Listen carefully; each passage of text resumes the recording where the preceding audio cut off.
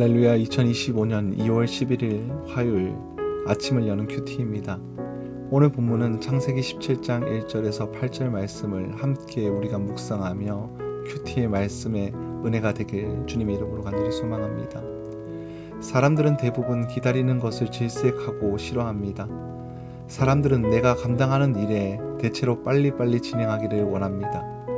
식당에 가서도 주문하는 음식이 빨리 나오기를 원하고 온라인으로 식재료나 물건을 주문해 놓고 새벽같이 배송되기를 바랍니다. 이제는 몇 분짜리 유튜브 영상도 차분히 기다리며 시청하지 못하고 있습니다. 속도감 있는 쇼츠 영상이 더 구미에 맞는 시대가 되었다라는 겁니다. 즉각적인 만족이 가치의 기준이 되어버린 것입니다. 얼마나 빠르게 결과를 만들어낼 수 있느냐에 따라 그 사람의 능력이 평가되고 있습니다. 이러한 시대의 흐름에 따라 우리의 역시 신앙생활을 하면서도 즉각적인 열매와 결과물을 얻고 싶어 합니다. 그러나 영적인 성장과 성숙은 신속하게 나타나는 것이 결코 아닙니다. 반드시 시간을 거쳐 차곡차곡 쌓아 올려야만 비로소 열매가 나타나는 것이죠. 사랑하는 여러분, 거룩함은 즉시 얻을 수 있는 것이 아닙니다. 잠잠히 하나님 앞에 머무를 수 있는 시간과 인내가 반드시 필요한 것입니다.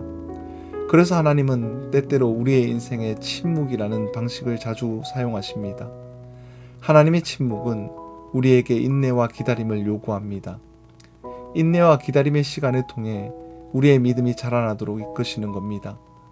인내와 기다림은 우리의 본성을 거스리는 시간이자 욕심과 정욕을 내려놓는 시간, 내 안의 불순물을 제거하는 시간이 되는 것입니다. 오늘 우리가 함께 묵상한 본문은 하나님의 침묵과 함께 아브라함의 긴 세월의 인내가 기록되어 있습니다. 오늘 본문 1절은 이렇게 말씀하죠. 아브라함이 99세 때 여호와께서 아브라함에게 나타나서 그에게 이르시되 나는 전능한 하나님이라 너는 내 앞에서 행하여 완전하라. 오늘 우리는 이 전에 있었던 절을 한 번 더 묵상하면서 나가면 좋을 것 같은데요. 16장 마지막 절은 이렇게 기록이 되어 있습니다. 하갈이 아브라함에게 이스마엘을 낳았을 때 아브라함이 86세였더라. 아브라함의 나이가 86세에서 바로 99세로 이어집니다. 성경은 16장과 17장 사이에 무려 13년이라는 시간이 공백이 존재한다라는 것을 보여주고 있는 것이죠. 긴 세월 동안 하나님의 침묵이 흐르고 있는 것입니다. 무려 13년 동안 아브라함에게 하나님의 음성이 없었고 그분의 임재도 환상도 부재했던 것입니다. 이제 아브라함은 99세의 나이가 되었고 아들 이스마엘의 13살이 되었습니다. 성경은 하나님이 아브라함에게 무슨 이유로 13년 동안이나 침묵하셨다라고 말하지 않습니다. 성경이 밝히고 있지 않기 때문에 우리는 그 정확한 이유가 무엇인지 알 수 없습니다. 다만 앞에서 등장하는 16장은 하나님의 언약을 기다리지 못하고 사레와 아브라함이 인간적인 방법으로 문제를 해결하려고 했던 실패의 사건을 기록하고 있다는 것입니다. 아브라함은 전적으로 하나님을 신뢰하지 못했습니다. 하나님이 약속하셨으니 그분이 이루실 것이라는 사실을 믿지 못한 것입니다. 그래서 기다리다 지쳤고 오랜 기다림에 질려버렸던 것입니다. 아이를 갖고자 하는 열망이 너무나 컸던 나머지 자신이 생각한 방법을 가지고 하나님의 뜻이라고 합리화하려고 했습니다. 이 일로 관계의 어려움이 겪고 가정은 전쟁터가 되는 것을 경험한 것이죠. 그리고 13년의 세월이 흘렀고 그동안 하나님은 침묵하셨던 것입니다. 우리는 여기서 하나님의 침묵이 아브라함의 불신앙에 대한 징계라고 생각해 볼 수도 있습니다. 물론 그럴 수도 있습니다. 아브라함이 실수를 했고 하나님은 침묵하고 계시기 때문입니다. 이 오랜 침묵의 기간 동안 아브라함은 답답하고 괴로운 날들을 보냈을 수도 있습니다. 하나님이 자신을 잊어버린 것은 아닌가? 하나님은 나에게 실망하신 것은 아닌가? 여러 가지 생각들이 들었을지도 모릅니다. 그러나 이와 같은 침묵이 하나님의 징계라 할지라도 하나님은 그 징계 속에서도 긍휼을 잊지 않는 분이시며 자기 백성을 향해 변함없는 사랑을 베푸시는 분이십니다. 그리고 징계를 통해 자녀가 하나님의 마음을 깨닫고 성장할 수 있도록 도우시며 보호하시는 분이십니다. 그렇다면 이러한 하나님의 성품에 미루어서 생각해 볼 때 아브라함은 지난 13년 동안 하나님의 침묵 속에서도 여전히 하나님의 돌봄을 받았을 것이 분명합니다. 그리고 일상적인 그분과의 관계 안에서 배우고 자라났을 것이 분명합니다. 그랬기에 13년 만에 하나님이 찾아오셨을 때 아브라함은 그분 앞에 엎드려 경배할 수 있었던 것입니다. 사랑하는 성도 여러분, 우리의 삶도 마찬가지입니다. 때로는 내 삶에도 하나님의 침묵하시는 것 같은 시간이 있을 수 있습니다. 그러나 분명한 사실은 무엇일까요? 우리의 삶에 하나님이 침묵하시는 기간은 버림받은 시간이 아니라 여물어 가는 시간이 된다라는 사실입니다. 그분의 침묵은 내게 하나님의 사랑이 식어짐으로 나타난 결과가 아닙니다. 도리어 하나님의 침묵은 우리가 주님의 사랑을 더 사랑하고 신뢰할 수 있도록 인내와 기다림 속에 자라나는 시간임을 기억해야 합니다. 하나님의 침묵은 그분의 일하심의 공백 기간이 아니라 오히려 침묵을 통해 우리에게 말씀하시고 우리 가운데 일하신 시간임을 믿기를 바랍니다. 오늘 우리는 여전히 하나님의 음성이 들리지 않는다라고 할지라도 실망하지 않고 하나님 안에 머무르며 그분의 시간을 기다릴 수 있기를 주님 이름으로 간절히 소망합니다. 그리고 13년의 침묵을 깨뜨리고 하나님은 아브라함에게 자신의 전능하신 하나님 엘샤다이로 소개하고 계십니다.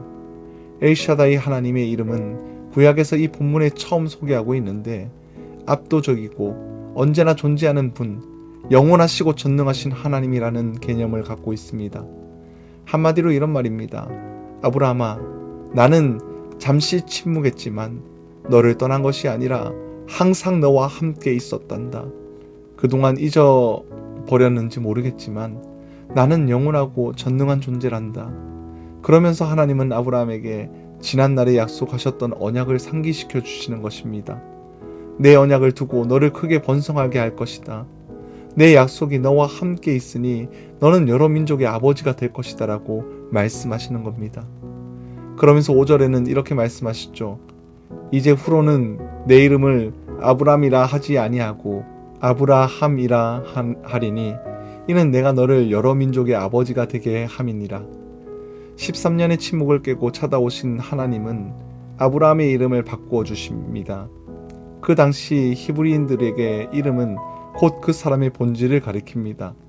다시 말해서 이름이 바뀐다라는 것은 그 사람의 정체성과 삶의 방향이 바뀐다라는 것을 의미하는 겁니다. 아브라함은 하나님의 침묵을 무려 13년 동안 견디며 인내했습니다. 비록 실수하고 넘어졌지만 하나님의 침묵하시는 긴 세월 동안 꾸준하게 반복해서 하나님 앞에서의 삶을 걸어왔습니다. 완벽한 삶은 아니지만 이제는 온전한 삶, 고결하고 흔들리지 않는 삶들을 살아갈 수 있었습니다. 그래서 하나님은 1절에 그에게 나는 전능하신 하나님이라 너는 내 앞에 행하여 완전하라고 말씀하시고 계시는 것입니다. 아브라함이 이제 하나님 앞에 꾸준히 매일의 삶을 흔들림 없이 걸어갈 수 있는 상태가 된 것입니다. 그래서 하나님은 아브라함의 이름을 이제 아브라함이라고 부르시며 그를 새로운 존재로 바꿔 주시는 것입니다. 아브라함은 존귀한 아버지라는 뜻이고 아브라함은 여러 민족의 아버지라는 뜻을 지닌 이름입니다. 하나님의 약속이 성취될 때가 이제 임박했음을 알리시는 것입니다. 창세기 12장에서 약속하신 많은 자손의 축복을 실현될 그날이 멀지 않았다라는 것이죠. 이제부터 이 일이 성취되는 것을 보게 될 것이라는 말씀입니다. 아브라함은 이제 아브라함으로 하나님이 이루실 약속에 걸맞은 존재가 된 것입니다. 하나님이 그렇게 부르시고 여겨주시는 것이죠. 사랑하는 여러분, 이 언약은 하나님과 아브라함 사이에만 맺어진 것이 아닙니다. 오늘 7절 말씀을 보면 내가 내 언약을 나와 너 및 내 대대 후손 사이에 세워서 영원한 언약을 삼고 너와 내 후손의 하나님이 되리라. 하나님이 자신의 언약을 나와 너 아브라함만 맺으신 것이 아니라 내 대대 후손 사이에 세워서 영원한 언약을 삼겠다라고 하십니다. 사랑하는 성도 여러분, 이 언약은 믿음으로 아브라함의 영적 자손이 된 우리 모두에게 유효한 언약이라는 사실입니다. 아브라함에게 새로운 이름을 주신 것처럼 하나님은 오늘 또 이 언약을 붙들고 믿음으로 살아가는 자들에게 언약과 약속에 걸맞는 새로운 이름을 주시는 분이십니다. 저와 성도님들의 이름을 기억하지 않으시고 우리를 예수 그리스도로 말미암아 새로운 피조물이 되게 하셔서 이제는 성도로 거룩한 하나님의 자녀로 살아가게 하시는 것입니다. 사랑하는 성도 여러분, 오늘 또 하나님은 우리에게 영원한 언약 가운데 아브라함의 하나님일 뿐만 아니라 나의 하나님이 되어 주십니다.